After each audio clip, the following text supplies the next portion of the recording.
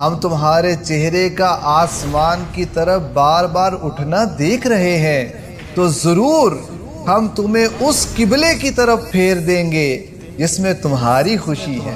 محبوب خدا کا کوئی نہیں، ساری مخلوق اللہ پاک کی رضا چاہتی ہے مگر خدا چاہتا ہے رضائے محمد۔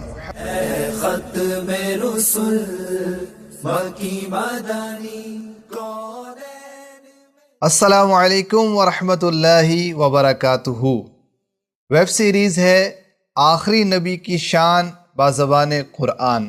ناظرین، آج ہمارا دوسرا ایپیسوڈ ہے اور آج کا ہمارا ٹاپک ہے خدا چاہتا ہے رضائے محمد صلی اللہ علیہ وسلم۔ ساری مخلوق اللہ پاک کی رضا چاہتی ہے اور یقیناً یہ رضا چاہنا عبادت ہے، مگر اللہ پاک اپنے محبوب علیہ الصلاۃ والسلام کی رضا چاہتا ہے، اور اللہ پاک نے اس بات کو چھپایا نہیں بلکہ بڑے ہی کلیئر الفاظ میں اور بڑے ہی کھلے عام اسے اپنی کتاب میں بیان بھی فرمایا۔ ارشاد ہوتا ہے وَلَسَوْفَ يُعْطِيكَ رَبُّكَ فَتَرْضَىٰ، اور بے شک قریب ہے کہ تمہارا رب تمہیں اتنا دے گا کہ تم راضی ہو جاؤ گے۔ علامہ فخر الدین رازی رحمۃ اللہ علیہ فرماتے ہیں اللہ کریم نے سورہ والضحیٰ کی پچھلی آیت مبارکہ میں ارشاد فرمایا وَلَلْآخِرَةُ خَيْرٌ لَكَ مِنَ الْأُولَىٰ، اور بے شک تمہارے لیے ہر آنے والی گھڑی پہلی سے بہتر ہے۔ ابھی اس کی وضاحت نہ ہوئی کہ آنے والی گھڑی کتنی بہتر ہوگی، کس قدر بلندیوں کا سبب ہوگی، کس قدر شرف کے بڑھنے کا سبب ہوگی، کس قدر عزت کے بڑھنے کا سبب ہوگی، کہ اگلی آیت مبارکہ نازل ہوتی ہے وَلَسَوْفَ يُعْطِيكَ رَبُّكَ فَتَرْضَىٰ، اے محبوب ہم آپ کو اتنا عطا کریں گے کہ آپ راضی ہو جائیں گے۔ خدا کی رضا چاہتے ہیں دو عالم، خدا چاہتا ہے رضائے محمد صلی اللہ علیہ وسلم۔ ہمارے آقا علیہ الصلوۃ والسلام کب راضی ہوں گے؟ جب یہ آیت مبارکہ نازل ہوئی تو رحمت والے آقا صلی اللہ علیہ وسلم نے ارشاد فرمایا جب تک میرا ایک امتی بھی دوزخ میں رہے گا میں راضی نہیں ہوں گا۔ اسی طرح ایک حدیث پاک میں یوں ارشاد ہوا، میرے آقا علیہ الصلوۃ والسلام نے ارشاد فرمایا کہ بروز قیامت میں اپنی امت کی شفاعت کرتا رہوں گا یہاں تک کہ میرا رب مجھے ندا دے گا، فرمائے گا اے محمد صلی اللہ علیہ وسلم کیا آپ راضی ہیں؟ میں عرض کروں گا اے میرے رب میں راضی ہوں۔ اسی طرح قرآن کریم میں ایک اور مقام پر اس بات کو بیان کیا گیا کہ خدا چاہتا ہے رضائے محمد صلی اللہ علیہ وسلم۔ جب نبی پاک علیہ الصلوۃ والسلام ہجرت کر کے مدینہ منورہ پہنچے تو نبی پاک علیہ الصلوۃ والسلام کو بیت المقدس کی طرف رخ کر کے نماز پڑھنے کا حکم ہوا۔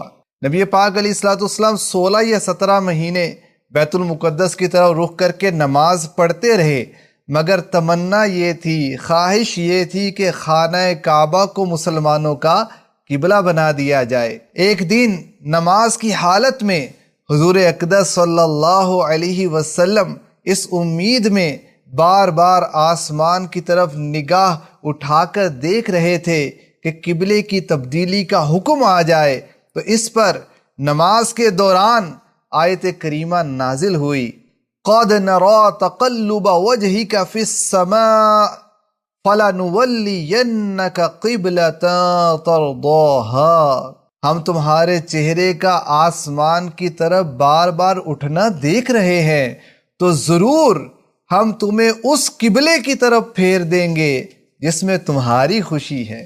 یوں حبیب خدا صلی اللہ علیہ وسلم کی رضا کو رضائے الہی قرار دیتے ہوئے اور چہرہ انور کے حسین انداز کو قرآن میں بیان کرتے ہوئے آپ کی خواہش اور خوشی کے مطابق خانہ کعبہ کو قبلہ بنا دیا گیا۔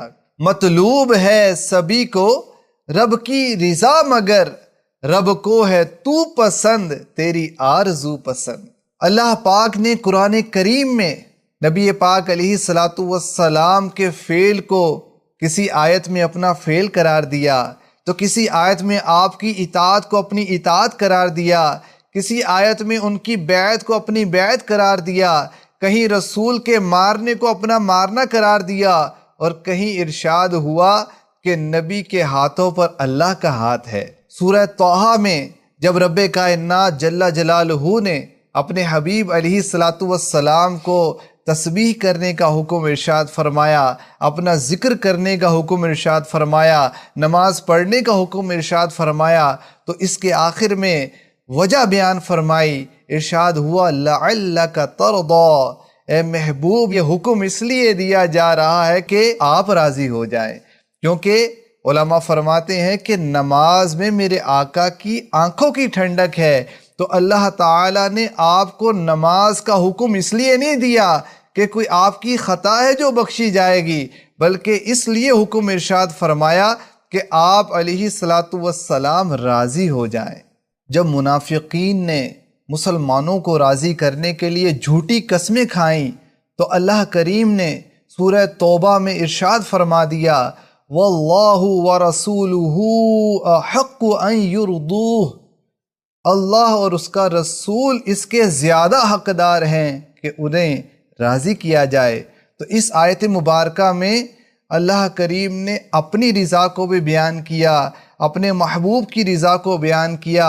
یہاں ضمیر واحد کی ارشاد ہوئی، پیچھے ذکر اللہ کا بھی ہے، رسول کا بھی ہے، لیکن ضمیر واحد ہے۔ اس سے پتہ چلتا ہے کہ اللہ کی رضا رسول کی رضا ہے اور رسول کی رضا رب کی رضا ہے۔ تو ناظرین، آج کے ایپیسوڈ میں ہم نے سنا کہ حضور کی رضا رب کی رضا ہے، بلکہ ہم نے سنا کہ خدا چاہتا ہے رضائے محمد، تو جن کی یہ شان ہے کیوں نہ ہم بھی ان کو راضی کرنے کی کوشش کریں، ان کی سنتوں پر عمل کریں، ان سے محبت کا رشتہ مضبوط کریں، اور ان کی سنتوں کے لیے اپنے وقت کی قربانی دیں، اپنے مال کی قربانی دیں، اور ان کے دین کو پھیلانے کے لیے ہم بھی پیش ہو جائیں۔ اللہ کریم ہمیں نبی پاک علیہ الصلاۃ والسلام کی رضا نصیب فرمائے اور ان کی سنتوں پر عمل کرتے ہوئے ہمیں جینا مرنا نصیب فرمائے۔ نیکسٹ ایپیسوڈ میں انشاءاللہ ایک اور ٹاپک کے ساتھ حاضر ہوں گے، تب تک کے لیے دیجیے اجازت۔ السلام علیکم ورحمۃ اللہ وبرکاتہ۔